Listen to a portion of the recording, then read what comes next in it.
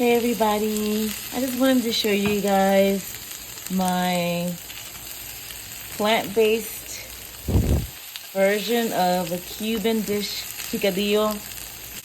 So basically this comes from the Caribbean island of Cuba. It's an Afro-indigenous meal, and basically the traditional recipe is to use ground beef, and it is cooked in a tomato-based sauce with olives, which come from the regions of Spain, raisin, potatoes, and there's lots of, there's basically onion, garlic, salt, pepper, tomato-based sauce, and this is typically served over rice. So I have some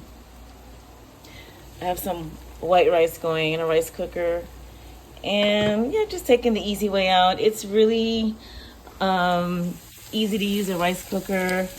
But I do recommend knowing how to make rice in the pot before even going to the rice cooker, because you never know when we may have to return back to using pots to cook.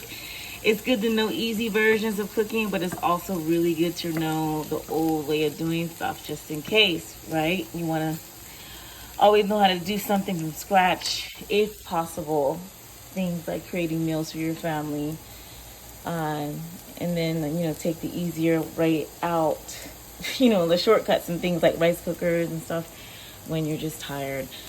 So there we have it. This is impossible.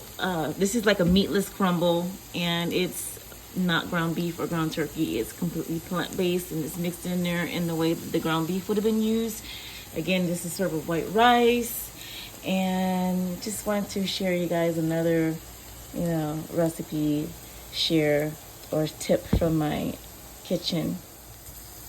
Also, a common part of this recipe is just to sort of mince the meat down as finely as possible. Of course, this is not meat. This is plant-based distilled. You want it to be that consistency, more of just like very minced down. And I wanted to mention the African part of this recipe comes from the tomato base. West Africa uses lots of tomato-based sauces for anything from the jollof rices to the stews and the soups and their main meals. So that is a part of both of my culture as an Afro-Indigenous person, combining these recipes that so many people are familiar with. And, you know, we can unite through so many things, and food is one of those things.